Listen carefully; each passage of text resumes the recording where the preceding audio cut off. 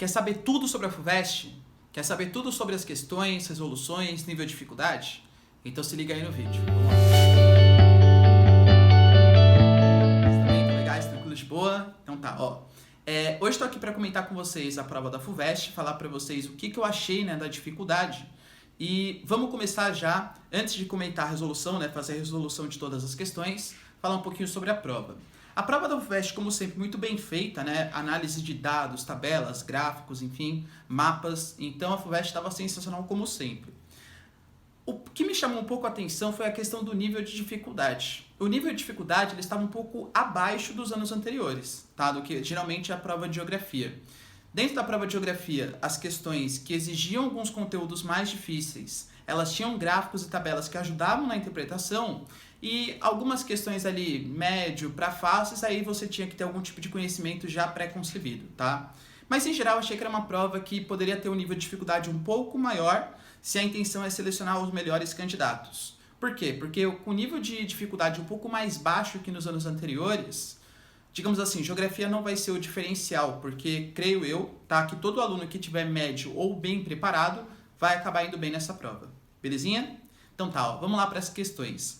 Eu estou tomando como referência aqui a prova V, que é a prova que o site da FUVEST libera pra gente, para conseguir fazer as resoluções, ok?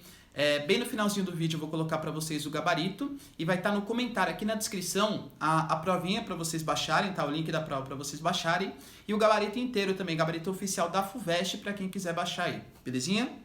Vamos lá, galera, vamos começar primeiro pela questão de número 1, tá? A prova V já começou com a matéria mais importante, né, aqui pra gente, que é a matéria de geografia e atualidades, tá?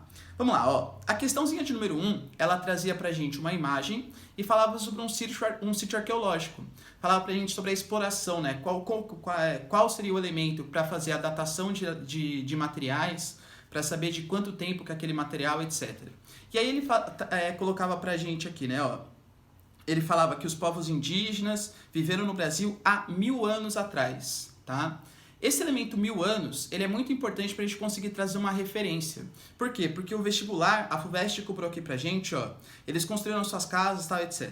Com base nos dados apresentados em seus conhecimentos, assinale a alternativa correta quanto à época geológica desses sítios arqueológicos. E aí, a FUVEST só coloca pra gente duas opções, que é ou seria do Jurássico ou do Holoceno. Se a gente conhece aquela tabelinha que eu vou deixar aqui para vocês, que fala sobre os éons, as eras, os períodos e as épocas, fica fácil a gente entender. 1000 anos atrás é praticamente nada dentro da história evolutiva do nosso planeta, tá bom? O Jurássico, ele aconteceu há milhões de anos atrás. O Holoceno, ele é do período Quaternário, o período que a gente está vivendo hoje. Hoje nós vivemos no éon Fanerozoico da era Cenozoica, do período Quaternário e da época do Holoceno, tá? O que a gente vive hoje. E também vivia 1000 anos atrás. Sabendo, galera, que era o Holoceno e não o Jurássico, e que para você fazer a datação de materiais se utiliza carbono e não silício, você já matava, que é a questão de número 1, alternativa C de casa, ok? Então, Holoceno, carbono e datação por deslocamento radioativo e isótopos. Belezinha? A questão de número 2, ela é bastante interessante também. Ela vai falar pra gente sobre a questão do neoliberalismo. Só que o que é esse neoliberalismo, né?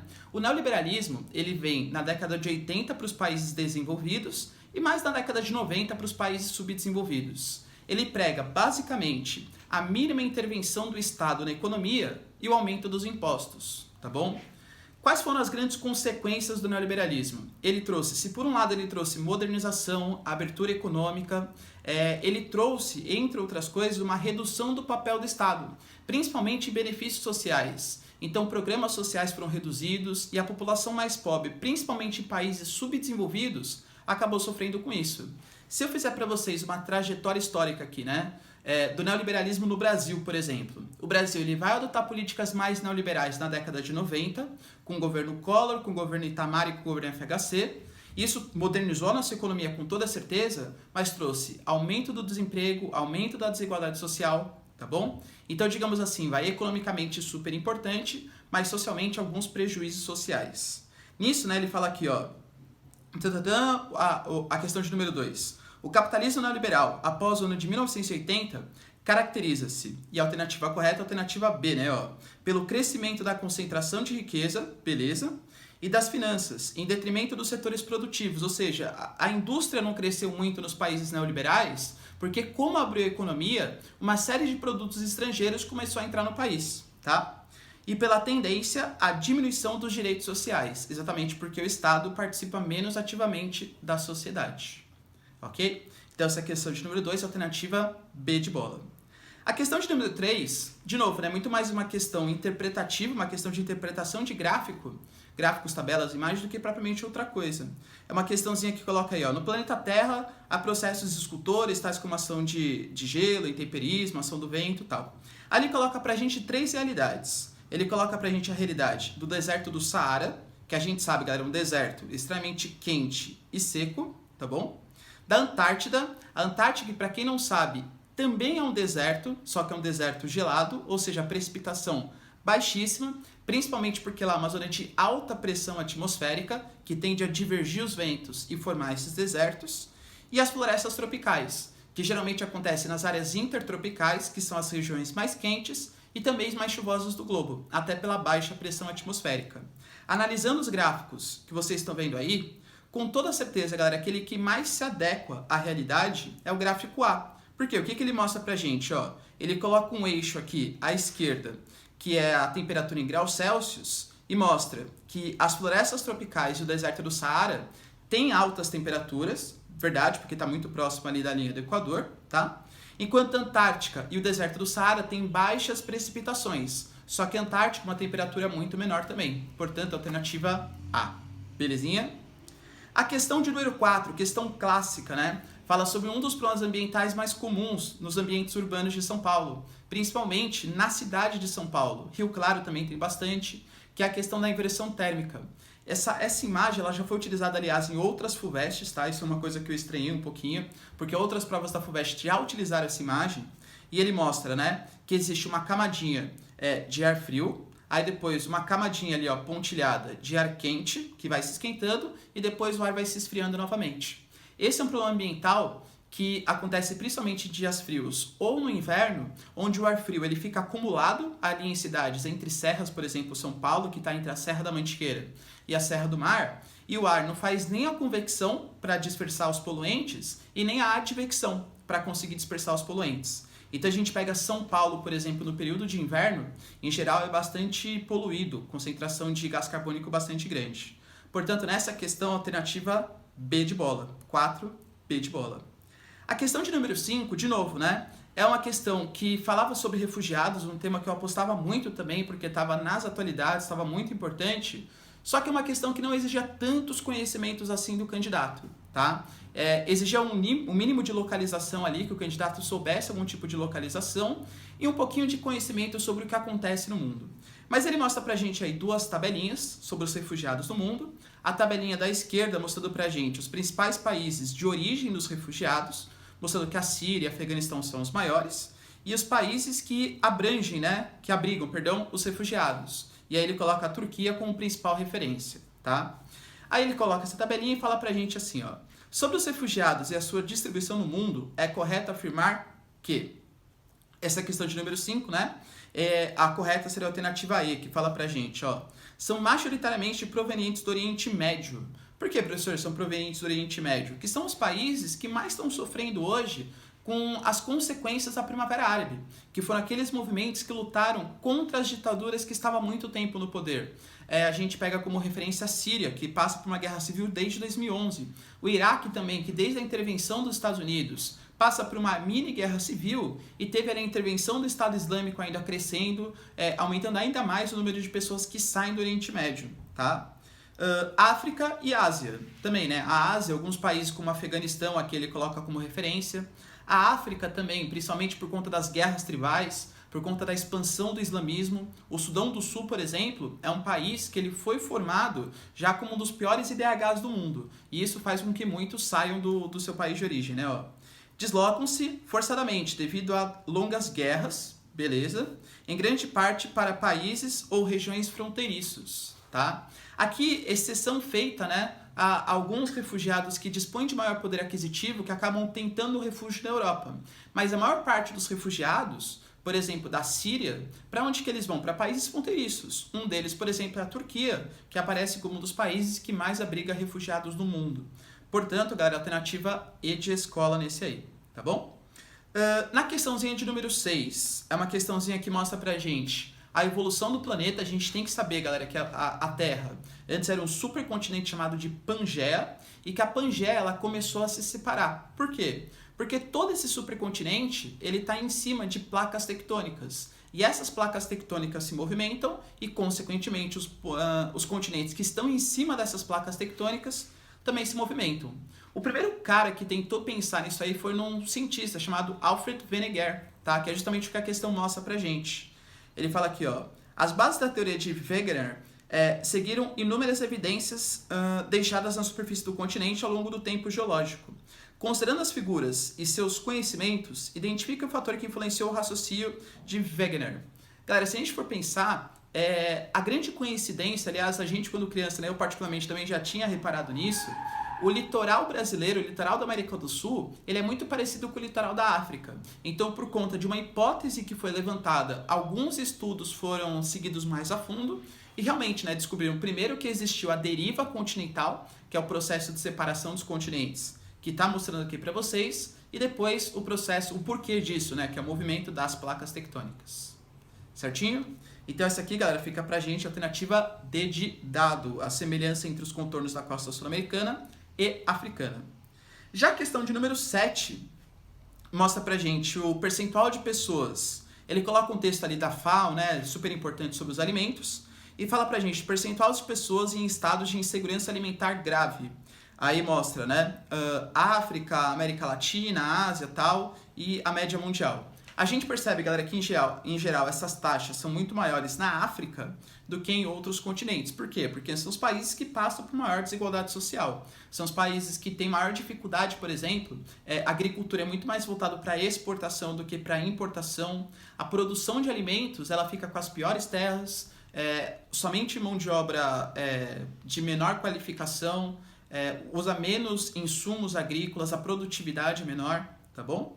E aí a questão fala assim pra gente, né? Ó, com base nas afirmações da FAO em seus conhecimentos, indique a afirmação correta.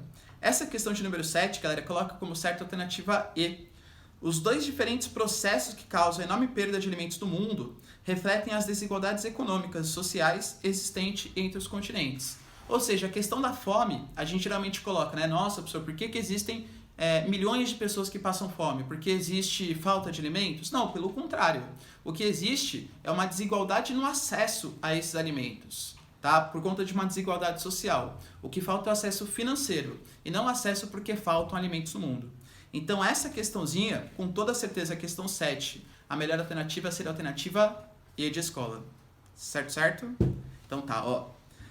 Então finalizando aqui, ó, questãozinha de número 8, que fala pra gente sobre as exportações brasileiras. E aí é super importante, antes da gente analisar, né, o gráfico super importante também, que ele mostra pra gente produtos básicos, semi-manufaturados e manufaturados. Produto básico é aquele que não sofreu nenhum tipo de interferência, nenhum tipo de mudança.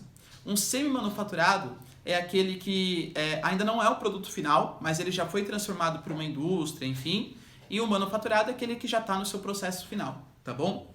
O que a gente percebe? Que nos anos 2000, o Brasil ele tinha uma grande presença de manufaturados e foi passando o tempo, cada vez mais, esse é um processo que a gente chama em economia, a reprimarização da economia brasileira. Por quê? Porque nos anos 2000, as commodities, que são esses produtos primários, dispararam de preço no mercado internacional. E aí o Brasil, que estava passando por um processo de industrialização, cada vez mais forçou a sua economia a voltar para a exportação de soja, de ferro, de petróleo, de produtos básicos. E isso fica nítido aqui no gráfico, essa reprimarização da economia brasileira. Isso foi puxado muito pelo aumento do preço das commodities graças à China. A China, aumentando muito sua participação no mercado mundial, puxou todo o preço das matérias-primas lá para cima, tá bom? E a da questão fala pra gente, né? Com base no gráfico referente à pauta das exportações brasileiras, é correto afirmar que no período analisado houve em geral, o que a gente pode perceber como um fortalecimento do setor primário, com toda certeza, e o declínio do setor de maior valor agregado, que são os produtos manufaturados, tá bom? Pode ser que vocês tenham ficado com dúvida na alternativa D de dado, né? Ó, maior peso do setor primário, porque isso é verdade, mas o resto da alternativa invalida a questão, que fala aqui, pois pela primeira vez na história da economia brasileira. Mentira, galera. A economia brasileira sempre teve, né, pautada na exportação de produtos básicos, e essa mudança é uma mudança recente aí, tá bom? Então essa aqui com certeza é a alternativa C de casa. Questãozinha 9, questão de climatologia, que ela pode ter parecido a mais difícil para vocês, mas galera, de verdade, ela é uma das mais simples. Vai por mim. Sabe por quê? Ele exigia muito que você conhecesse a localização dos países. E aí, se você conhece a localização, não precisa nem saber os fatores climáticos, tá? O que ele mostra pra gente? A variação de temperatura em 5 cidades, e ele quer que você faça a análise, né, de qual cidade é cada uma delas aqui, com base nos dados que ele te dá. As cidades que podem ser Alexandria, no Egito, Barcelona, na Espanha, Buenos Aires, na Argentina, Santos e São Luís. Beleza. Vamos fazer um acordo aqui, ó, para matar a questão facinho. Quais cidades estão no hemisfério norte e quais cidades estão no hemisfério sul? No hemisfério norte, Alexandria, o Egito está acima da linha do Equador, e Barcelona. Sabendo que Alexandria e Barcelona são cidades que estão no hemisfério norte, o verão deles não coincide com o nosso. O verão deles é no meio do ano. E aí fica fácil, galera. Ó, se vocês interpretarem a tabelinha, vocês vão perceber, o gráfico, aliás, vocês vão perceber que só existem 2 cidades onde as maiores temperaturas se encontram no meio do ano, que é justamente as cidades que tem o quadradinho, né? O quadradinho aí pra gente, e o triangulinho. E aí, sabendo que é o quadradinho e o triângulo que tem as maiores temperaturas no meio do ano, a gente sabe que essas 2 cidades são as cidades que estão no hemisfério norte. Portanto, são as 2 primeiras que estão representadas aqui pra gente. Sabendo disso, galera, a gente já consegue matar que seria a alternativa B de bola, tá bom? Se você quiser ir um pouco mais longe, né? São Luís, no Maranhão, está bem próximo da linha do Equador, onde as temperaturas médias são constantes ao longo do ano. E aí ele coloca pra gente Buenos Aires e Santos. Santos é uma cidade que tem uma média térmica um pouco maior do que Buenos Aires, por quê? Porque Santos está mais próximo da linha do Equador e Buenos Aires tem uma latitude maior, ou seja, está mais distante da linha do Equador, ok? A questão de número 10 também, super interessante, né? A FUVEST é muito regionalista, ela adora tratar de colocar mapas do município de São Paulo, e ele mostra aqui pra gente, ó, conjuntos comerciais verticais lançados no município de São Paulo de 1992 a 2015. E aí o que vocês percebem, galera? Que a gente tem a divisão por distritos, e pode perceber que esses edifícios comerciais, eles estão muito mais concentrados no centro de São Paulo do que na periferia, esses prédios corporativos. São Paulo foi o berço da indústria nacional. Só que o município de São Paulo hoje, segundo o que o Milton Santos fala, né, ele apresenta uma série de rugosidades, que são dificuldades. Por que, professor, essas rugosidades? Porque São Paulo tem mão de obra cara, São Paulo tem aluguel do terreno caro, São Paulo tem uma fiscalização ambiental muito grande. Então fica muito difícil para essas indústrias continuarem se instalando aqui em São Paulo. Só que cuidado, só porque São Paulo está se desindustrializando, quer dizer que a gente está perdendo a importância econômica? É claro que não. São Paulo hoje ainda tem a grande importância econômica. Por quê? Porque o setor produtivo saiu do município, mas o setor de gestão ainda está no município de São Paulo. Está na Avenida Paulista, está na Avenida Berrini, que são os distritos aqui deslocados para a gente. Ou seja, São Paulo não perdeu a importância econômica porque sim, se desindustrializou, mas a parte que mais gera lucro hoje no capitalismo financeiro informacional é a parte da gestão, que São Paulo ainda continua, tá bom? Observando aqui as alternativas, com certeza, galera, quem melhor responde a questão pra gente é a alternativa D de dado, né? Que fala aqui, ó, o setor terciário, que é o setor de comércio e serviços, que ficam nesses prédios corporativos, ocupa os edifícios corporativos, beleza? E está concentrado em poucos distritos da metrópole de São Paulo no momento atual. Exatamente, né? Cada vez mais se expandindo, até concordo. Mas ainda hoje, essa parte da gestão ainda está concentrada no centro expandido do município de São Paulo. As áreas periféricas não contam com tantos postos de trabalho assim, tá? São Paulo, aliás, né, é uma cidade e que expulsa os seus moradores para a periferia e concentra os empregos no centro. É óbvio que vai dar trânsito isso aí, ok? E para finalizar, galera, a última alternativa aí, que é a questãozinha de número 11. Mostra pra gente uma imagem, o relevo de São Paulo, na verdade parte do relevo de São Paulo, mostrando uma regiãozinha mais alta, no número 1 aqui pra gente, que é o Planalto, e aí ele mostra uma região com uma grande declividade. Cara, o que seria essa região com grande declividade? Uma região com grande declividade, uma região íngreme, a gente costuma falar que é uma escarpa. Por exemplo, quando você desce a Anchieta, Imigrantes, para ir lá para Santos, você está descendo a escarpa da Serra do Mar, até chegar na região de número 3, que é uma planície litorânea.